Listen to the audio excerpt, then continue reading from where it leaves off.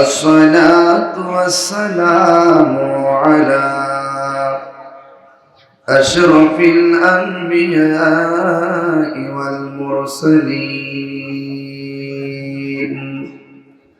وعلى آله وأصحابه وأزواجه وذريته أجمعين الذي أرسله بالحق بشيرا ونذيرا وداعيا إلى الله بإذنه وسراجا منيرا إن الله وملائكته يصلون على النبي يا أيها الذين آمنوا صلوا عليه وسلموا تسليما اللهم صل على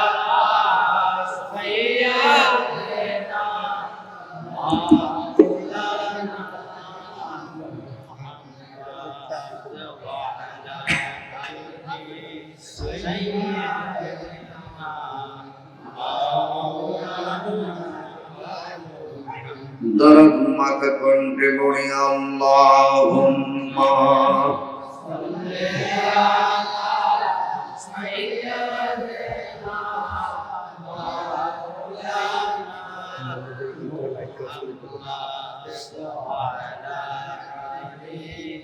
সাইয়্যিদিনা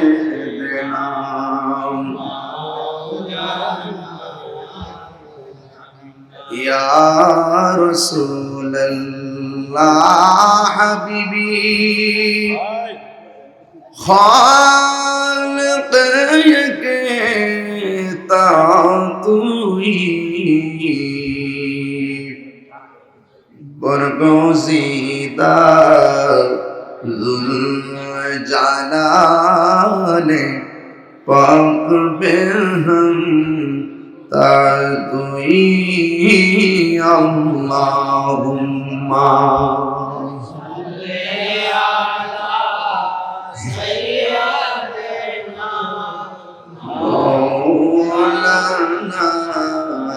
محمد وعلى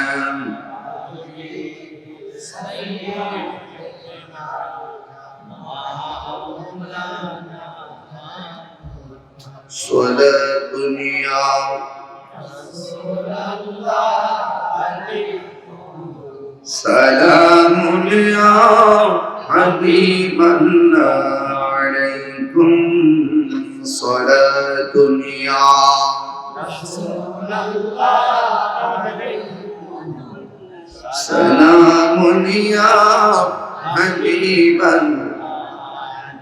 جلوگر ہوں میم حابو میم دان جلوگر ہو بے نظیر بے مثال صلاة یا رسول اللہ ماشاءاللہ دوران ماتا کمتے بلغ العلا بكماله كشف الدجى بجماله حسنت جميع خصاله حسنت جميع صلوا عليه وآله صلوا عليه وآله اللهم صل وسلم وبارك عليه. এত কথা বলেন আপনারা, এত কথা বলতে পারেন? উপস্থিত কুমিল্লা হোমনা মাদকপুর বাড়ি কাশেম ভাই খুব অসুস্থ দেখলাম, খুব কষ্ট লাগছে আমার। আল্লাহ যেন কাশেম ভাইকে পূর্ণ সুস্থতার সাথে নেক হায়াত দান করে, আমিন বলেন।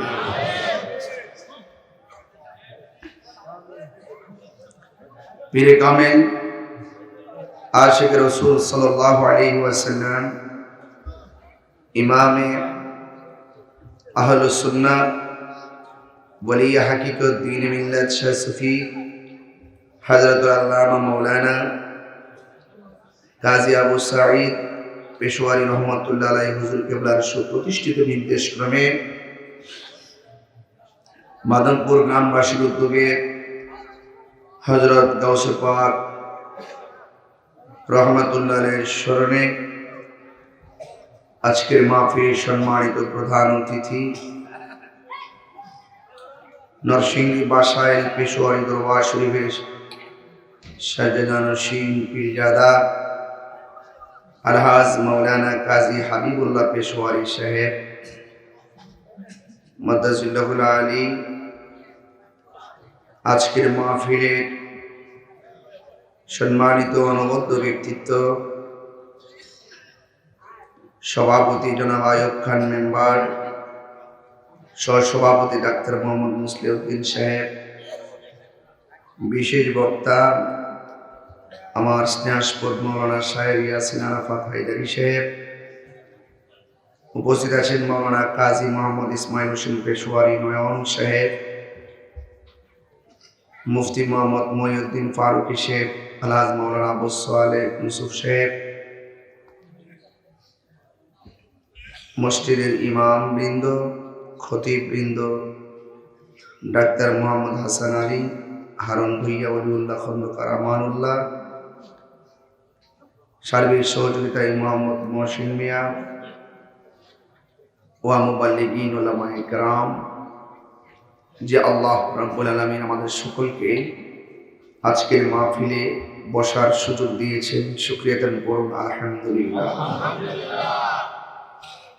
লাখ কোটি দরুদ ও সালাম ওই নবীজি নূরানি কদম মুবারকে, যিনি হায়াতুন নবী, নূর নবী, গায়বের খবর দেন ওয়ালা হুজুর নূর সাল্লাল্লাহু আলাইহি ওয়াসাল্লামের উম্মত হিসাবে আল্লাহ পাক আমাদের সকলকে কবুল করেছেন। এই জন্য শুকরিয়া তান আবারও করি আলহামদুলিল্লাহ।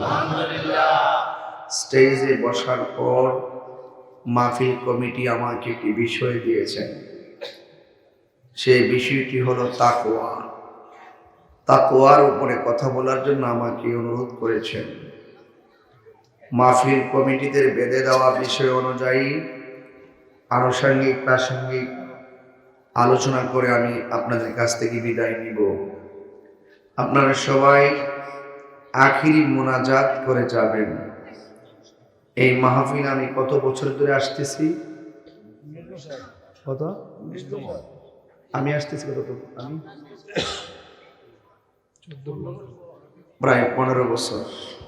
16 আচ্ছা, 16 বছর ধরে আমি এই মাহফিলে আসি।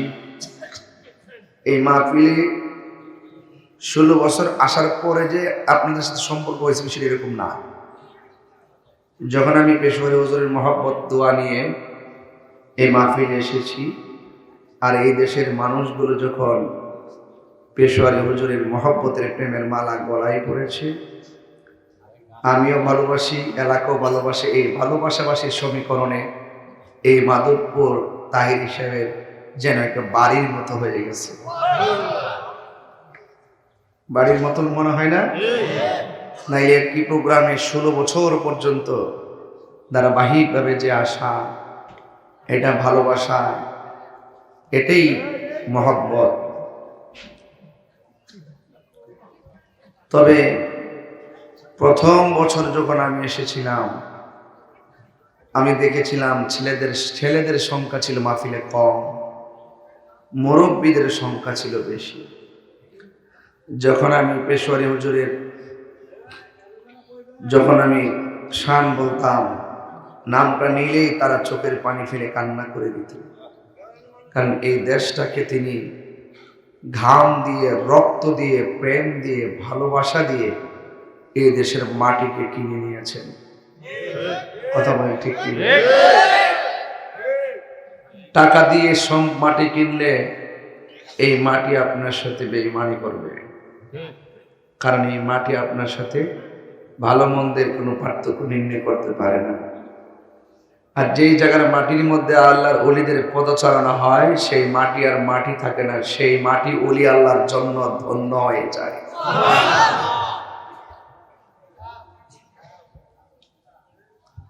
আপনারা মাধবপুর মানুষ খুব সৌভাগ্যবান, একদম ফ্রেশ আকীদা সম্পন্ন পীরের মুরিদ আপনারা।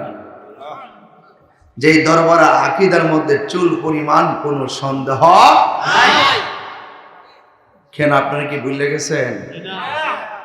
এই দেশে কম বহস মোনাজারা হয়েছে, কোনো বেড়াইতে কিন্তু পাওয়া গেছে না যে দালিলিক লড়াই করবে। পেশোয়ারি হুজুরকে পাওয়া গেছে, তিনি ঈমানকে প্রতিষ্ঠা করার জন্য ঘামও জড়াইছে, রক্ত জড়াইছে। একটা কথা মনে রাখবেন, যারা বেশি হকের পথে থাকবে, সত্যের পথে থাকবে, দেখবেন তাদের মুসিবত বেশি, শত্রু বেশি। কথা বলেন ঠিক কিনা? এগুলা পরীক্ষিত, ঘাবড়ানো যাবে না, এটা সাময়িকের পরীক্ষা। কথা বলেন ঠিক কিনা? পেশোয়ারের দরবার কোন দলের দালালি করে না, আহলে সুন্নাত ওয়াল জামাত কোন দলের দালালি করে না। আহলে সুন্নাত ওয়াল জামাত সুন্নিয়তকে প্রসার আর প্রতিষ্ঠিত করার জন্য সংগ্রাম করে। আমাদেরকে বুঝতে হবে, সুন্নিরা কোন দলের দালালি করে না, সুন্নিরা নবীর মহব্বতের প্রেমের দালালি করে। আমরা সুন্নিরা যখন কোনো কাজ করি, আমাদের প্রথম টার্গেট গদি থাকে না, আমাদের প্রথম টার্গেট থাকে যে আমরা সুন্নিয়তকে রন্ধ্রে রন্ধ্রে প্রতিষ্ঠা করব। কথা কোন ঠিক কিনা? পেশোয়ারি দরবার ও এর ব্যতিক্রম নয়। এই জন্য দুনিয়ায় থাকলে পরীক্ষা হবেই হবে। আল্লাহ যাকে ভালোবাসেন বেশি, তাকে পরীক্ষাতে ফেলেন বেশি। তবে দিন শেষে ধৈর্য ধারণ যারা করবে তাদের বিজয় হবে। ঠিক কিনা বলেন? ভাইরা আমার, হিম্মত রাখবেন, সাহস রাখবেন। আমাকে তো বহুত মানুষ অনেক ষড়যন্ত্র করতেছে, আমরা ভয় পাই না। লাল চক্ষুকে আমরা ভয় পাই না, কারণ আমাদের চোখের মধ্যে আছে মদিনা ওয়ালার সবুজ গম্বুজের দৃশ্য। যেই চোখে সবুজ গম্বুজের দৃশ্য আছে, সেই চোখে কি কোনো লাল চক্ষু পড়ে? ওয়ালানাবলুওয়ান্নাকুম বিশাইইম মিনাল খাউফি ওয়াল জু'i ওয়া নাকসিম মিনাল আমওয়াল ওয়াল আনফুসি ওয়াস সামারাত ওয়া বাশশিরিস সাবিরিন। আল্লাহ যাকে বেশি ভালোবাসবেন, আল্লাহ বলছেন আমি তাকে পরীক্ষা করব। আমি আল্লাহ তাকে ভয় দিয়ে পরীক্ষা করব, ক্ষুধা দিয়ে পরীক্ষা করব, সম্পদের নুকসান দিয়ে পরীক্ষা করব, রোগ বিমার দিয়ে পরীক্ষা করব। সমস্ত পরীক্ষায় যদি আপনি ধৈর্য ধারণ করতে পারেন, আল্লাহ পাক বলছেন ওয়া বাশশিরিস সাবিরিন, তোমার জন্য রয়েছে জান্নাতের শুভ সংবাদ। ইমামে আজম আবু হানিফা রাহমাতুল্লাহ আলাইহি জেলে ছিলেন, বিনা কারণে অনেক মানুষ দোষী হয় না, বিনা কারণে দোষের দোষী। এই জন্য সবকিছুর ঊর্ধ্বে হলো আমরা নবীকে ভালোবাসি, এতে কোনো সন্দেহ নাই। ভাইরা আমার, তাকওয়ার কথা বলছিলেন। তাকওয়া,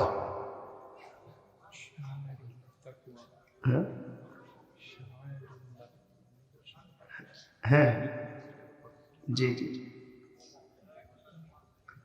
ভাইরা আমার, তাকওয়া মানে হলো আল্লাহর ভয়। কার ভয়? আল্লাহর ভয়।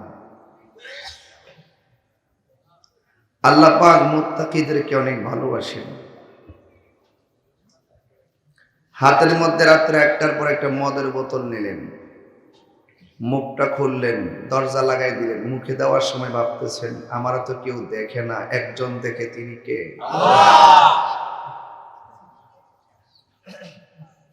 এটার নাম তাকওয়া। আল্লাহর হাবিব বলেন হাশরের মাঠে 7 শ্রেণীর মানুষকে আল্লাহ পাক জান্নাতের নিচে আশ্রয় দিবেন, আর আজিমের নিচে আশ্রয় দিবেন। কিসের নিচে? এর মধ্যে এক শ্রেণী হলো যারা আল্লাহর ভয়ে গুনার কাজ ছেড়ে দেয়।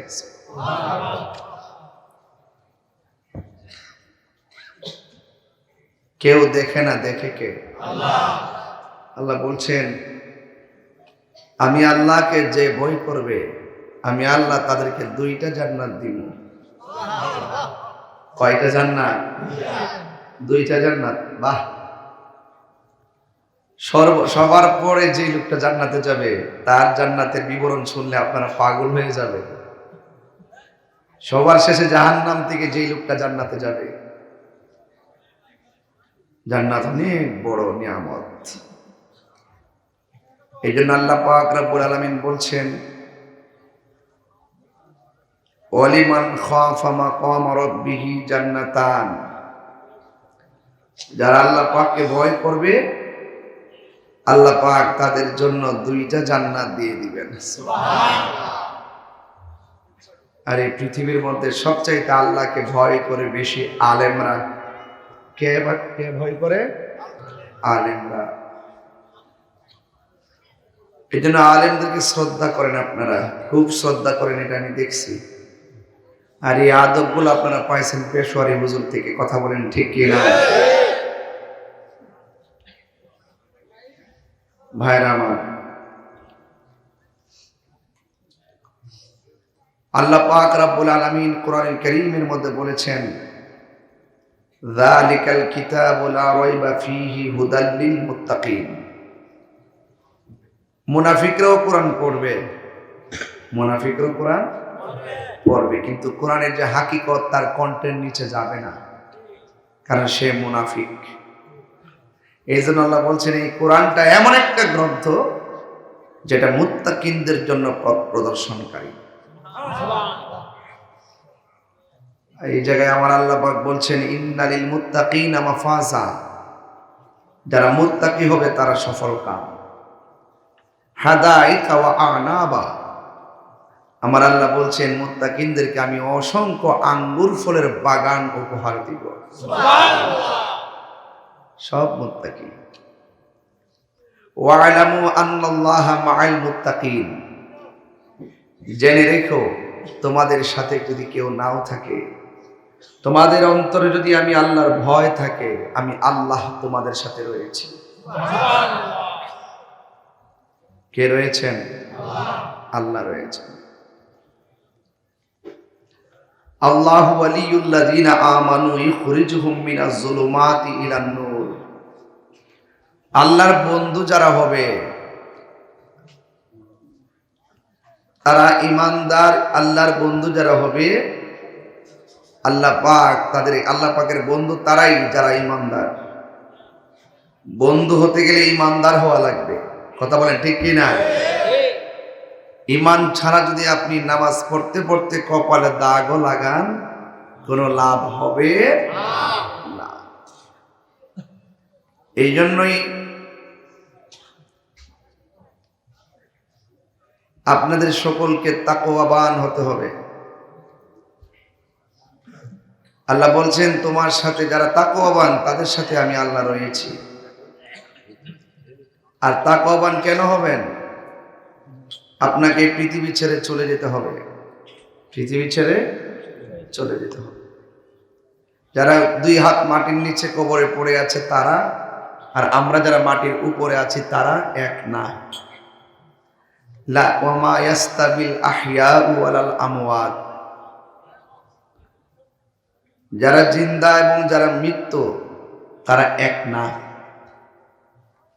কবরের উপরে যারা আছেন আপনারা একজন আরেকজনকে দেখতেছেন, ফোনে আলাপ করতেছেন, কিন্তু কবরের মানুষ আমাদের সাথে কথা বলার সুযোগ নাই, আমরাও তাদের সাথে কথা বলার কোনো সুযোগ নাই। এই জন্য আল্লাহ বলছেন যে 2 হাত নিচে কবর, কেউ জানে না তারা কেমন আছে। ইন্নাল্লাহা ইউসমিউ মান ইয়াশা। নিশ্চয় আল্লাহ পাক যাকে ইচ্ছা করেন তাকে কবরের নিচে কি হচ্ছে তা দেখার ক্ষমতা দান করেছে। এই ক্ষমতা যদি অর্জন করতে হয় আপনাকে তো কোয়ালিটি অর্জন করতে হবে। আল্লাহ বলছেন এই ক্ষমতা অর্জন যারা করবে তারা 2টা জিনিস হৃদয়ে ধারণ করা লাগবে। আর এই 2টা জিনিস যদি ধারণ করতে না পারে তারা ক্ষতিগ্রস্ত। ইন্নাল ইনসানা লাফি খুসর। নিশ্চয় সব মানুষ ক্ষতিগ্রস্ত। ইল্লাল্লাযীনা আমানু ওয়া আমিলুস সালিহাত। যারা ঈমানদার এবং যারা নেক আমল করে তারা ছাড়া যত মানুষ আছে সব ক্ষতিগ্রস্ত। যেখানে যান সেখানে ঈমান, সেখানে কি ঈমান। তো ঈমান ছাড়া আমলের কোনো মূল্য নাই। এই জন্য আমি মাঝে মাঝে বলি আল্লাহ মানা নবী মানা নয়, নবী মানলেই আল্লাহ মানা হয়। জোরে বলেন না সুবহানাল্লাহ। তাইলে আমার কথা কি ক্লিয়ার আপনারা? এই পর্যন্ত পরিষ্কার তো? তাহলে ভয় করব একজনকে, জবান খুলে বলুন তিনি কে? আল্লাহ। আর বড় করে বলুন তিনি কে?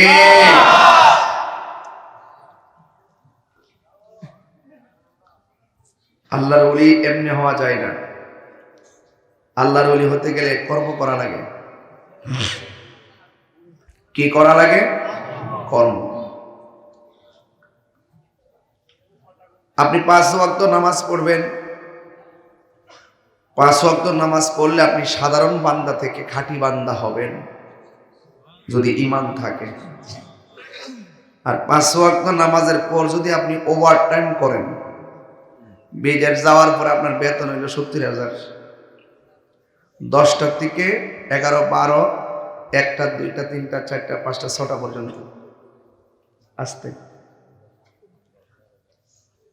এরপর আপনি এশারের নামাজের পরে আরেক জায়গায় 1 ঘন্টা কাজ বের করলেন, এটারে বলে ওভারটাইম। তো ওভারটাইম করে বেতন পাইলে 70-এর সাথে 30 যোগ হইলে কত হয়? এটারে ওভারটাইম। আর আরবি ভাষায় কোন নফল। আমরা বান্দাদের ক্ষেত্রে আল্লাহ পাক লাগাইছেন নফল, এটা ওভারটাইম। বান্দারে আমি আল্লাহ যা তোরে দুনিয়াতে পাঠাইছি তোরে আমি ফরজ কিছু দিছি, ফরজ যেটা আবশ্যক, এর বাইরে আমি তোরে ওভারটাইম দিছি নফল। নফল মানে হলো অতিরিক্ত। যেমন আমার নবীর উপর নফল ছিল একটা নামাজ, ওয়া মিনাল লাইলি ফাতাহাজ্জাত বিহি নাফিলাতাল লাক। ওই নাফিলাত মানে নফল, অতিরিক্ত। তো আল্লাহর হাবিব বলেন যারা 5 ওয়াক্ত নামাজের পরে বেশি বেশি করে নফল ইবাদত করবে তখন ওই তারা আর বান্দা থাকবে না, এরা আল্লাহর বন্ধু হয়ে যাবে। এজন্য রাসূল বলছেন নফলের দ্বারা বান্দা বন্ধু হয়ে যায়। নফলের দ্বারা বান্দা বন্ধু হয়ে যায়। কোনো ফরজের ত্রুটি হয়ে গেলে এই নফলগুলো আপনার জন্য অনেক বাটকারা হয়ে যাবে। আরেকটা কথা বলছেন, বাড়ি ঘরের মধ্যে যদি কোনো পাগল আসে, গায়ের মধ্যে ছালা ডালা পইরা থাকে না অনেকে, চুলটো লাউলা জলা আসেনি, এদেরকে ধমক দিতে রাসূল নিষেধ করছে। কারণ কার ভিতরে কি আছে এটাকে আপনি জানেন। কেউ আপনি পারবেন নি একটা ছালা পইরা বাজারে যায় হাঁটতে? তো যেই বেটা বাড়ি ঘর ছাইরা ছালা পইরা এসে এলাকায় ঘুরে, চাইল্লা দিলে খায়, না দিলে খায় না। হ্যাঁ, রাসূল বলছেন এই প্রকৃতির মানুষগুলো আউলা জাউলা, চুলগুলো এলোমেলো, হ্যাঁ, আর গায়ের মধ্যে সালাডালা পরানো, এদেরকে দমক দিও না, কারণ পৃথিবীর মধ্যে যত কুতুব হবে তাদের লক্ষণটা হবে এরকম।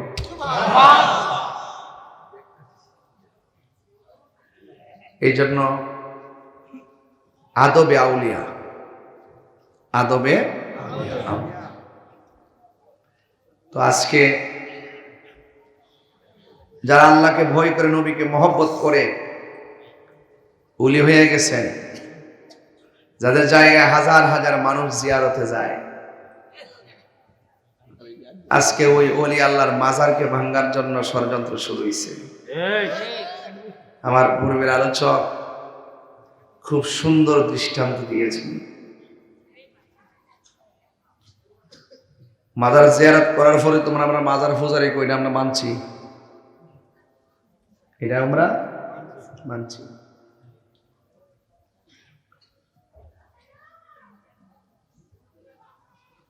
কেন মানছি? এদের কথায় আমাদের কিছু আসে যায় না।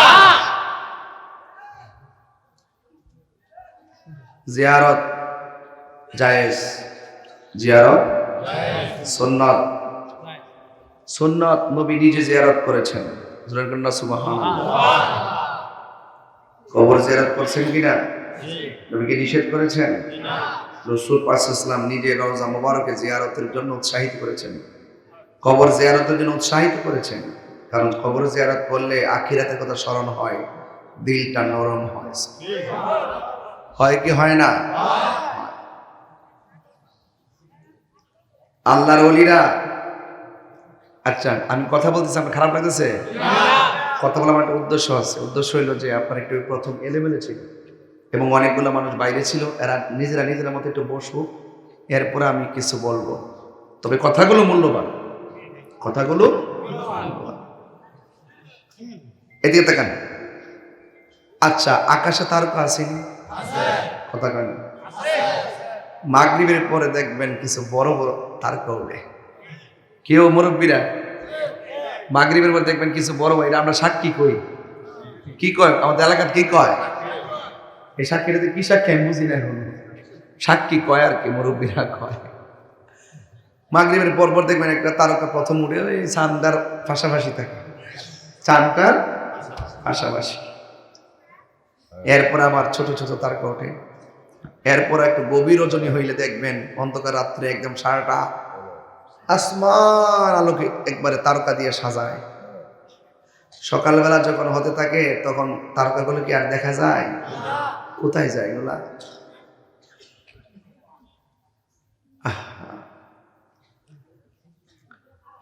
ওয়ালাকাদ যায়্যানাস সামাআদ দুনিয়া বিমাসাবিহ।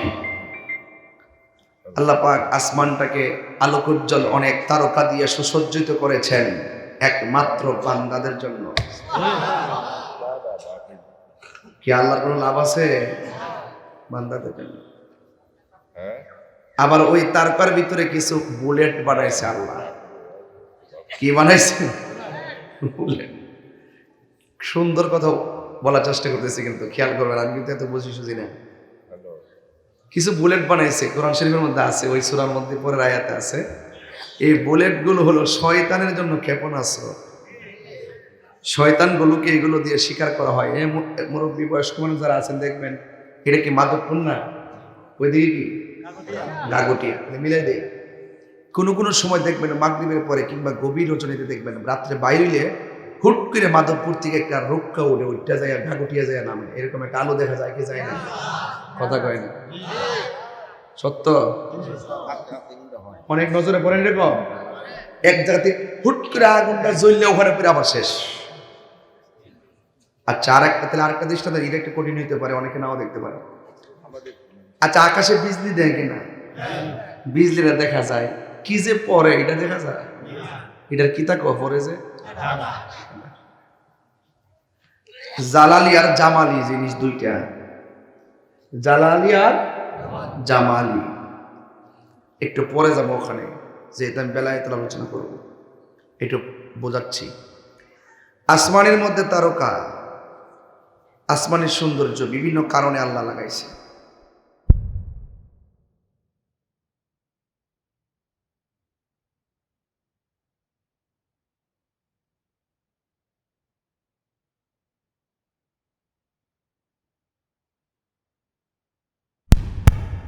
টাওয়ার আছে?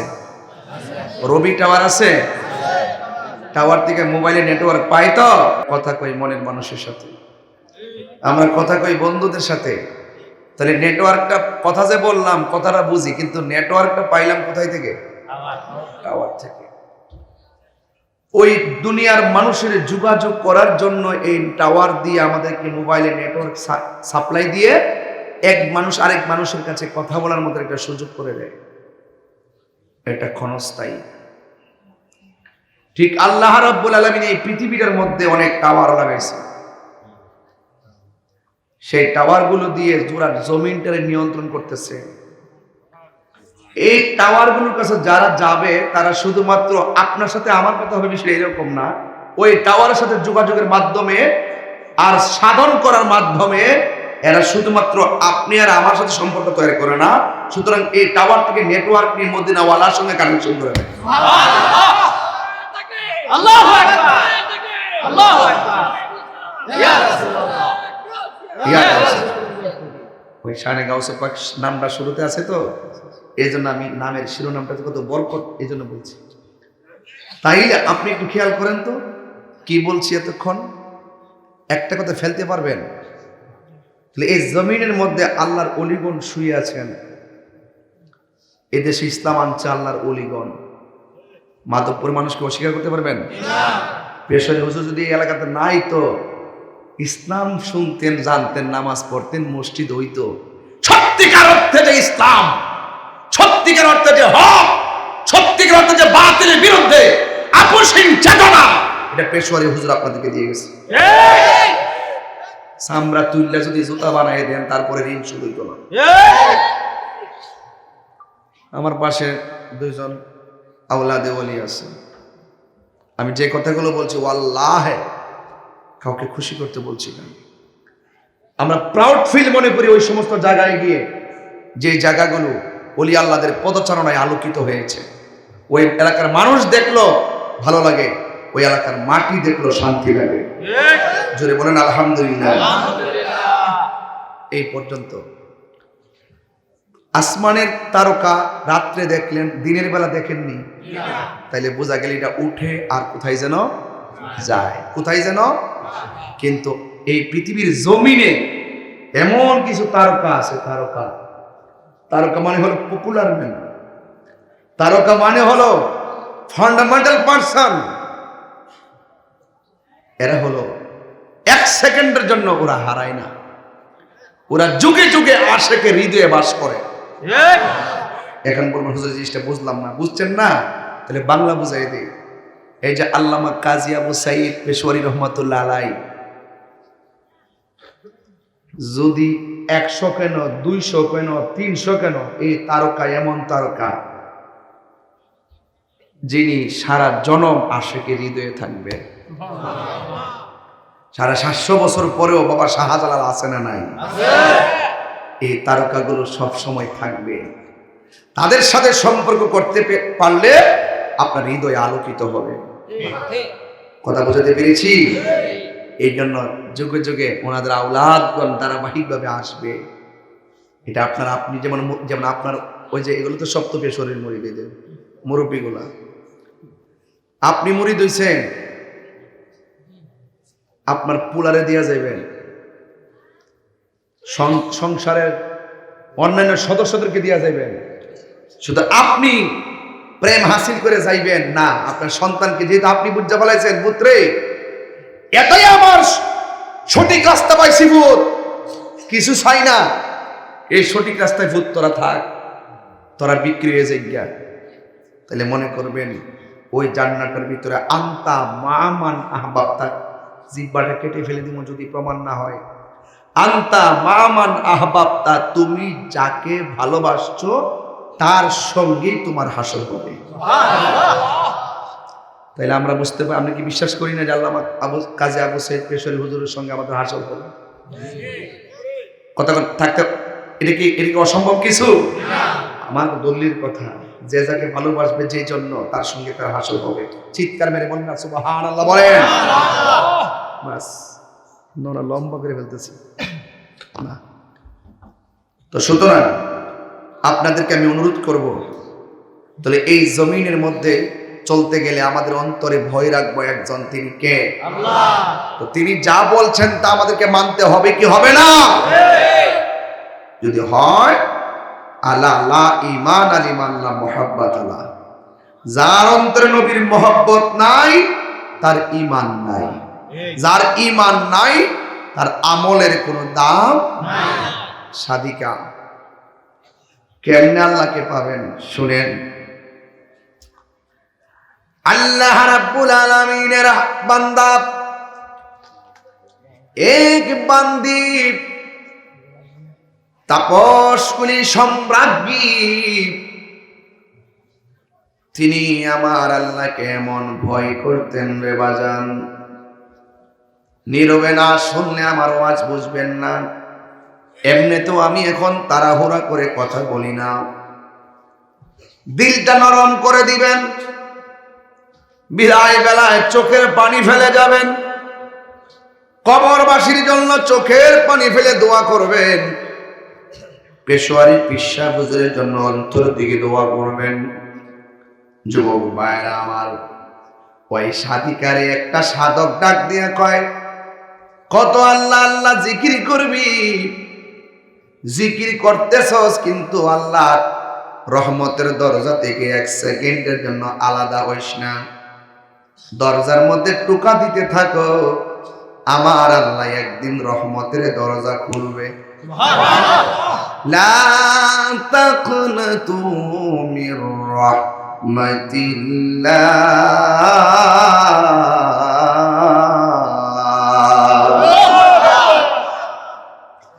আল্লাহ রহমত থেকে নিরাশ হয় না, ওই দরজায় টোকা দিতে থাকো, দরজায় টোকা দিতে থাকো, আল্লাহ রহমত থেকে নিরাশ হয় না। রাবিয়া বসরি মুচকি একটা হাসি দিয়া বলেন, কিশোর বয়সে টোকা দেওয়া শুরু করলো, দিদার মিলল না, যৌবন কালেও টোকা দিল, দিদার মিলল না, বার্ধক্য কাল এসে গেল, দেখা মিলল না। এমন হতে পারে কৈশোর থেকে যৌবনে পদার্পণের আগে মৃত্যু হতে পারে। টোকা দিলাম, আমার আল্লাহ রহমতের আশা করলাম, কিন্তু দিদার মিলল না, রহমত দেখলাম না। আপনার কথাও ঠিক আছে, আল্লাহ রহমত থেকে নিরাশ হইও না, বারবার মনিবের কাছে চাইতে হবে। ওই তাপসকুলের সম্রাজ্ঞী মেয়েটা ডাক দিয়ে কই, সাধক টোকা দেওয়ার কি দরকার, দরজা খোলার অপেক্ষার আর কি দরকার, যার জন্য 24 ঘন্টা দরজা খোলা থাকে, আমি ফাগুনি টোকা দেওয়ার দরকার নাই। তার মানে বোঝা গেল বান্দার রহমতের আশা করে জীবন কাটায় দেয়। আবার কিছু কিছু বান্দা জীবন কাটানো লাগে না, কন্টিনিউ মালিকের সঙ্গে প্রেম লেনাদেনা করে।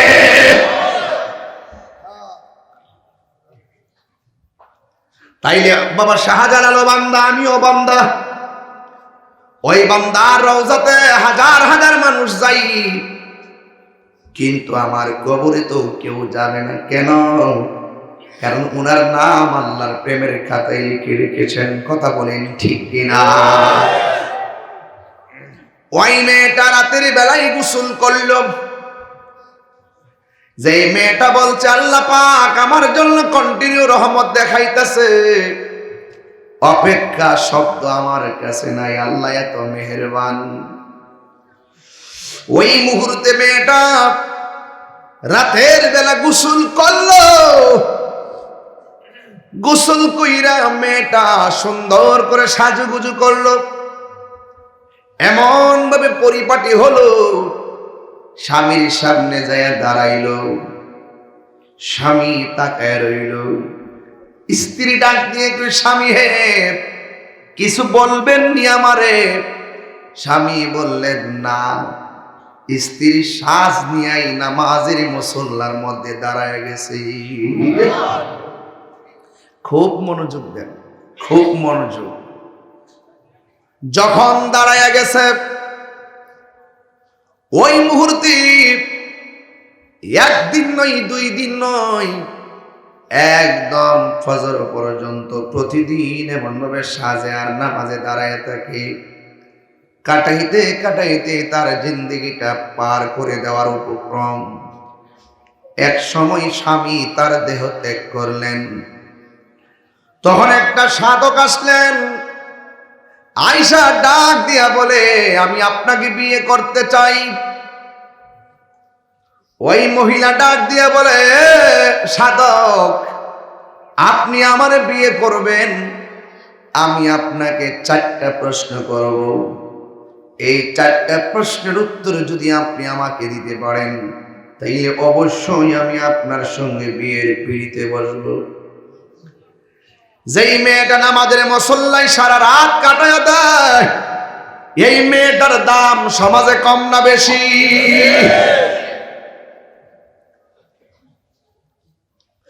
হাইরে, পরিষ্কার ভাষায় বইলা যায়, মাধবপুরের মা, বায়াত হয়েছ, মুরিদ হয়েছ, মুর্শিদের একটা সবক দিলে এটারে অক্ষরে অক্ষরে পালন করা লাগবে। কথা কোন ঠিক কিনা? সুন্নিরা মুরিদকে নামাজের সবক দেওয়ার আগে আদবের শিক্ষা দেয়। কিসের শিক্ষা দেয়? আমলের শিক্ষা দেওয়ার আগে আদবের শিক্ষা দেয়। কেন? এখন বলবেন, হুজুর আমলটা তো আল্লাহর বিধান। ঠিক আছে, তবে শরীয়তের মৌলবী, শরীয়তের মৌলবীর কথা তো এমনই হবে, ঠিক কিনা? আমার মুর্শিদি নিল আমার মন কারিয়া, কেমন করে, হাসির খোরাক দিচ্ছি না, যার মুর্শিদ নাই সে বুঝবে আমার অর্থ কি। কেমন করে নীল মন প্রেমে হারি ডাকে দি ইয়া গো, আমার মুর্শিদি নিল আমার মন কারিয়া। মুর্শিদ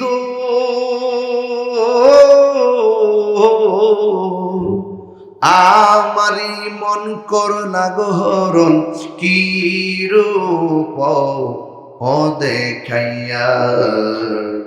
এই তাহির কি দাম আছে, এই তাহির কি দাম আছে, যদি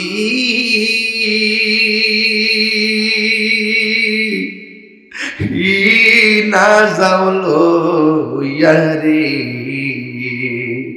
আমার মুর্শিদি নিল আমার মন কারিয়ায়, আমার পেশোয়ারি নিল আমার মন কারিয়া।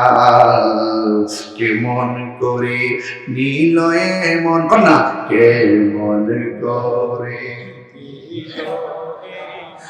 প্রেমে হারে ডাকে দি ইয়া গো, আমার মুর্শিদি নিল আমার মন কারিয়া। জোরে কি আল্লাহু আকবার বলা যাবে না? হায়রে মেয়েটা কই, শুনো শুনো, আসলে মেয়েটা আল্লাহরে বড় ভয় করে। যদি ভয় থাকে, আপনি অতি সহজে বান্দা থেকে বন্ধু হয়ে যাবেন, ঠিক না? এবার মেয়েটা ডাক দিয়া কয়, শুনো, আপনি আমাকে বিয়ের প্রস্তাব দিয়েছেন, কিন্তু আমি আপনাকে আপনার সঙ্গে বিয়ের পিঁড়িতে বসার আগে আমি আপনাকে 4টা প্রশ্ন করব। এই 4টা প্রশ্নের উত্তর যদি আপনি আমারে দিতে পারেন, অবশ্যই আমি আপনার সঙ্গে বিয়ের পিঁড়িতে বসবো। এবার ডাক দিয়া বলেন, দেখ ঠিক আছে আপনি বলুন। অথচ যেই ছেলেটা মেয়েটাকে প্রস্তাব দিয়েছে, ছেলেটা বড় সুন্দর, মেয়েটা ছিল কালো, শরীরটা ছিল চিকন, টাকা পয়সা তেমন নাই, গরিব মেয়ে, চেহারাটা ভালো না, চেহারাটা বিশ্রী, দেখতেও অসুন্দর। কিন্তু সুন্দর ছেলেটা বলতেছে আমার রূপের দরকার নাই, আমার টাকার দরকার নাই। যে মেয়েটা আল্লাহরে এমন ভাবে ভালোবাসে, নবীরে এমন ভাবে ভালোবাসে, তার সঙ্গে সংসার করলেও শান্তি লাগবে। কথা বলেন ঠিক কিনা? এক একজনের চিন্তা চেতনা এক এক রকম। কেউ সুন্দরের পাগল, কেউ সম্পদের পাগল। কথা কোন ঠিক কি না? ভোগে সুখ নাই, ত্যাগেই সুখ। আল্লাহর ওলিরা ভোগ করে নাই। ইতিহাস তালাশ করে দেখেন, আল্লাহর ওলিরা নিজের মাতৃভূমি ছাইরা বিভিন্ন জায়গায় গিয়ে গিয়ে তারা এই খেদমতগুলো করেছেন।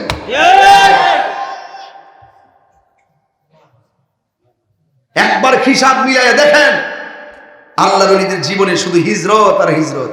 ওরা এক জায়গায় গেলে সফর, এই গরো চাইলে ডাইলবেন, মিললে খাইল না মিললে নাই, হ্যাঁ সুন্নিয়ত সুন্নিয়ত সুন্নিয়ত সুন্নিয়ত, এই করে এই করে, এই বাড়ি এই বাড়ি, এই বাড়ি ওই বাড়ি। আরামের ঘুম হারাম করে দিছে বলি আল্লাহরা। বুকে সুখ নাই, ত্যাগই হলো সুখ। আর ওই ত্যাগী তারাই হয় যারা আল্লাহকে ভয় করে আরাম আয়েশ ছেড়ে দেয়। আমরা তো আরাম আয়েশের পাগল। শীতের দিন পানিটা গরম করেই উজু করতে হবে, অথচ পুকুরের ঘাটে গিয়ে ঘাটলাই নেমে যে মুরব্বী সুন্দর করে শীতের কাপড় শীতের পানি দিয়ে উজুটা করেছে, আপনি জানেন এই উজুর ভিতরে কত বড় রহমত লুকায়িত আছে? এজন্য আনন্দ কম, ত্যাগ ত্যাগ ত্যাগই হলো সুখ। ওই মেয়েটা ডাক দিয়া বলে শুনেন, আমার শর্তগুলো শুনেন। ছেলেটা ডাক দিয়া বলে ঠিক আছে, আপনার শর্তগুলো আমারে বলেন। এবার মেয়েটা 1 নম্বর শর্ত জোড়াই দিছে, কি শুনেন। 1 নম্বর বলছে আমি কি জান্নাতি না জাহান্নামী, এই কথাটা আপনি আমারে বলে দেন, তাই না আমি আপনার বিয়েটা বিবেচনা করব। 4টা প্রশ্ন করব, এর মধ্যে 1 নম্বর প্রশ্ন হলো আমি জান্নাতি না জাহান্নামী, আপনি আমাকে বলেন। সুবহানাল্লাহ বলেন। কে জান্নাতি কে জাহান্নামী বলার মালিক কে?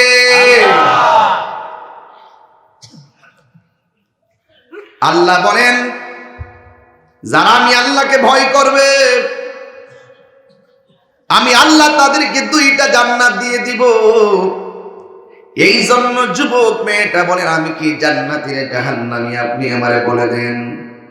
ছেলেটা ডাক দিয়ে বলে কে জান্নাতি কে জাহান্নামী আমি বলবো কেমনে? মেয়েটা ডাক দিয়া বলে প্রথম প্রশ্নে যদি আপনি না জানেন, দ্বিতীয় প্রশ্নের উত্তর দিবেন কেমনে? এবার ডাক দিয়া বলে আগন্তুক, আমি জান্নাতি না জাহান্নামী, রাতের বেলা যখন আমি চোখটা বন্ধ করি, জাহান্নামের গভীরতার চিন্তা যখন আমার মাথার মধ্যে চলে আসে, ইন্না বাতশা রাব্বিকা লাশাদীদ, আল্লাহ যে কত, আল্লাহর ধরা যে কত শক্ত, জাহান্নামে ফেলে দেওয়ার সময় বোঝা যাবে।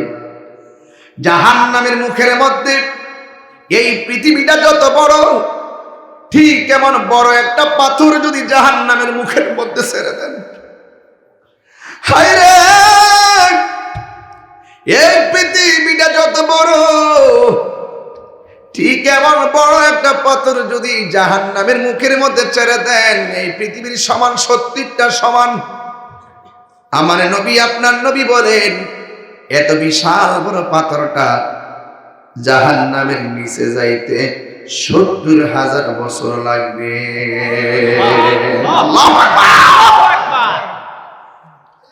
আমি যখন ওই জাহান্নামের আগুনের কথা চিন্তা করি, দুনিয়াদারি আমার ভালো লাগে না গো। 70,000 বছরের রাস্তার দূরে থাকলেও জাহান্নামের জিহ্বার যে গতি, এই জিহ্বা দিয়া টান মাইরা জাহান্নামের নিচে নিয়ে যাবে। এই জন্য আমার দিন কাটে রাত কাটে জাহান্নামের আগুনের ভয়াবহতা থেকে বাঁচার চিন্তা করি। জান্নাতের কথা যখন চিন্তা করি, দেখি জান্নাতে যাইতে গেলে অনেক কিছু লাগে। সুবহানাল্লাহ বলবেন না? এই মাহফিলটাও জান্নাতের বাগান। মাহফিলটা কিসের বাগান? মাহফিলটা জান্নাতের বাগান। এই বাগানটা সাজাইতে যাইয়া অনেক কিছু লাগছে। মাইক লাগছে, প্যান্ডেল লাগছে, পর্দা লাগছে, উলামায়ে কেরামদেরকে দ্বীনের কথা বলার জন্য দাওয়াত দেওয়া লাগছে। এরপরে জান্নাতের বাগান দলিলে বলে দলিলে, অথচ আমি আপনি দেখতেছি কাগজে কলমে দলিলে মাঠ পর্চায় খারিজে সব দিক দিয়ে একটা বাড়ির মালিক আছে, এটা একটা উঠান। কিন্তু যখন রুহানি মাথায় ডুব দিয়ে দিবেন দেখবেন যদিও এটা তার কাগজে কলমে উঠান, হাকিকতে আজকে আমার আল্লাহ বাগানটারে এই উঠানটাকে আমার আল্লাহ জান্নাতের বাগান বানায় দিছে।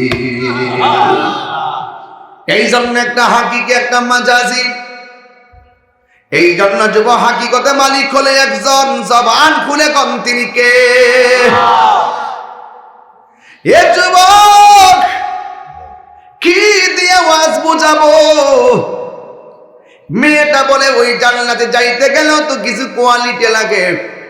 জান্নাত এত সুন্দর, ওই সুন্দর জান্নাতের জন্য আমার আল্লাহ অনেক কোয়ালিটি লাগাই দিয়েছে। আল্লাহ বলেন ওয়াবাশশিরিল্লাযীনা আমানু ওয়া আমিলুস সালিহাতি আন্না লাহুম জান্নাতিন তাজরি মিন তাহতিহাল আনহার।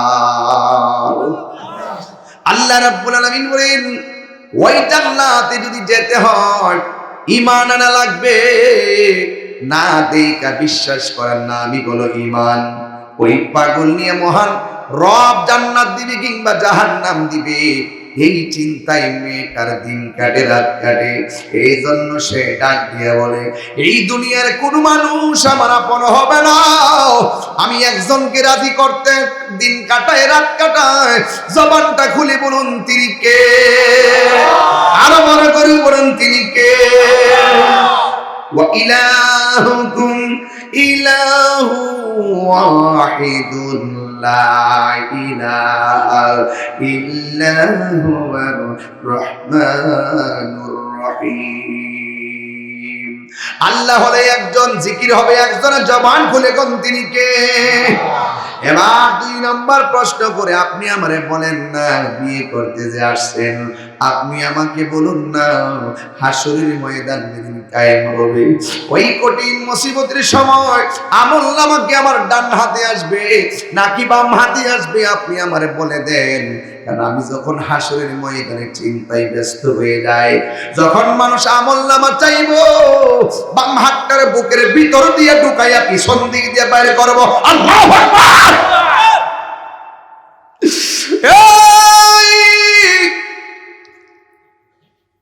আমলনামা চাইলে বাম হাতটার বুকের ভিতর ঢুকাইয়া পিছন দিক দিয়ে বাইর করব। আর বান্দারা বলবে আল্লাহ কত আপনারা জ্বালাইবা, কত আপনারা গরম পানি দিয়ে পুরাইবা, কত আমরা রে উপরের রৌদ্র দিয়া মাথার খুলি টালো টালো সিরা ভালাইবা। ও আল্লাহর কতদিন দিয়া দাও, ওইলে জান্নাতে দাও না জাহান্নামে দাও। আল্লাহ তুমি আমলনামা দিয়া দাও। আল্লাহ বলবে ফেরেশতা বুকের ভিতরে দিয়া বাম হাতটা ঢুকা, পিছন দিক দিয়ে বাইর করে আমলনামা দিয়া দে। ওই বান্দারা বলবে আল্লাহ তুমি আমার হাতটা বুকের ভিতরে ঢুকাইয়া হাতটার পিছন দিক দিয়ে বাইর কইরা আমার হাতের মধ্যে আমলনামা দিয়েছো। এখন তুমি কি জান্নাতের টিকিট দিয়েছো নাকি জাহান্নামের টিকিট দিয়েছো? আমি তো দেখতে পাই না, আমি তো সামনে তাকাই রইছি, পিছনে কি দিছো আমি তো দেখি না। আল্লাহ ডাক দিয়ে বলবে ফেরেশতারা গাটটার মুরসা দিয়া ভাঙ্গা পিছন দিক দিয়ে আল্লাহু আকবার বলা লাগে না। হায় রে দুনিয়া के लिए आखिरत बर्बाद ना करो। किसी इंसान को खुश करने के लिए अल्लाह को नाराज ना करो। আল্লাহকে রাজি করার নামই তাকওয়া। আল্লাহর বিধানগুলো মানার নামই হলো তাকওয়া। আল্লাহকে ভয় করে পাপ কাজ ছেড়ে দেওয়ার নামই হলো তাকওয়া। আল্লাহর শাস্তি থেকে বাঁচার জন্য নেক আমল করার নামই হলো তাকওয়া। চিৎকার মেরে কি আল্লাহু আকবার বলা যাবে না?